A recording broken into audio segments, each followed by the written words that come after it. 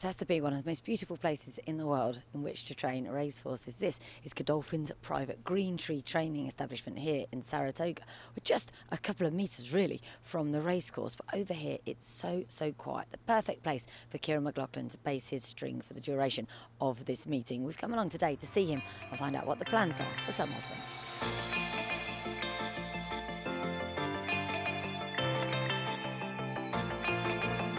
Many thanks for letting me come along today, Kiaran. I suppose last time I spoke to you a year ago, since then you've had a Breeders' Cup winner. That must have been a pretty good end to the season. Yes, it was. Marquez was great. He ran a huge race in the mile. It's always fun. That's our third Breeders' Cup for Shadwell, so it was a great win. Bit of a surprise? Yeah, it was a little bit of a surprise. He was training great, but the race came up tough. But Mike Smith rode him brilliantly and gave up a lot of ground, but he seemed to know what he was doing that day. And I think he's doing quite well, isn't he? Being quite well supported over there at Stud. Yeah, hopefully he is, yes. He's a Speightstown and a beautiful colt. Yeah, one of my favourite horses. And talking of Grade 1 winners, Dickinson, fair to say she's sort of your flag bearer at the moment? Yeah, she is. A little bit unlucky last trip. She just didn't run her race. She kind of ran flat. But we're pointing for the Boston Spa on next Saturday, mile 16th, Grade 2, 400,000. And she's doing very well. Just had a unlucky day that day. She didn't fire, but before that, you know, she won a Grade 1 at Keeneland. So she's a special filly to the barn too, because we trained her mother. Little Belle was a Grade 1 winner for us too. So she's doing well, and we're ready to give it another try. Yeah, it's a difficult spot for her, isn't it? But, you know, she's got plenty of guts, plenty of talent. Yeah, she does. I mean, these Group 2s often at Saratoga come up like Group 1s, but she's doing well, and I think she'll rebound. And the horse who's got everyone excited is Tackerful. What are the plans for him? He's going to run in the H. Allen Jerkins, which used to be the King's Bishop Group 1, 7, 8, straight 3-year-olds.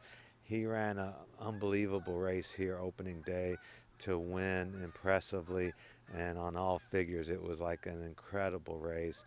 He's a beautiful Bernardini colt that won his first start impressively. Then we went to the Remsen and finished third, going a mile and an eighth, which he doesn't want to do. We tried to stay on the Derby trail for a little while, and he just doesn't want to go a mile or more. So we backed him up to 6 furlongs, 7 furlongs. We think that's what he wants to do, and he is an exciting colt.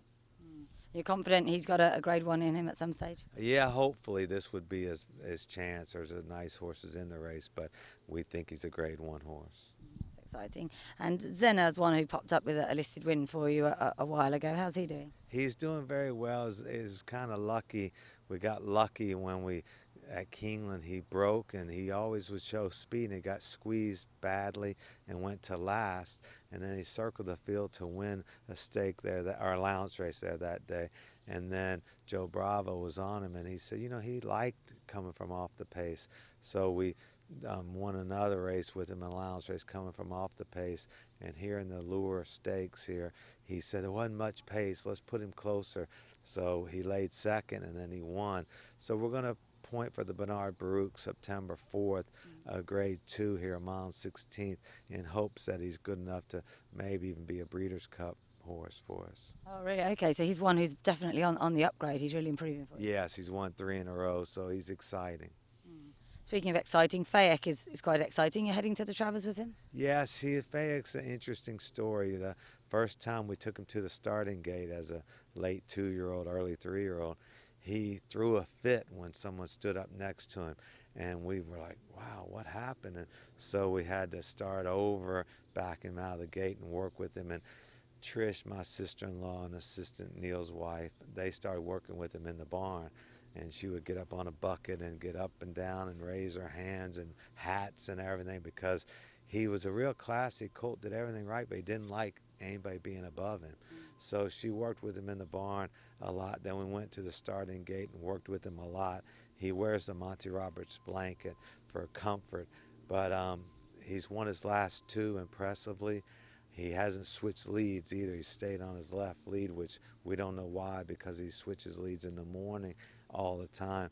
So the jockey came and worked him the other day, and he worked really well, and he switched leads well for him, and he thought he maybe learned a little bit about him switching leads. So we hope he switches leads in the Travers, because it's a long way to run on one lead. But he's an exciting colt, tough race, but he did win on this track, and he's very well bred, so we're hopeful. And that division is so open, isn't it, this year? You've got to take a shot. Yeah, it is open, and with his pedigree being a half-brother to Rachel Alexander by Malibu Moon, cost $800,000, it would just make him as a stallion if we could get lucky and win it. So it's open, but it's tough. A lot of nice 3-year-olds, but no killer in there. So it's we're excited to give it a try. And you've done quite well in that race down the years. Yeah, Alpha dead heater for us in it, and we've been placed a couple of times, but we did win it once, and it's a great race to win for anybody and everybody, so hopefully we get lucky.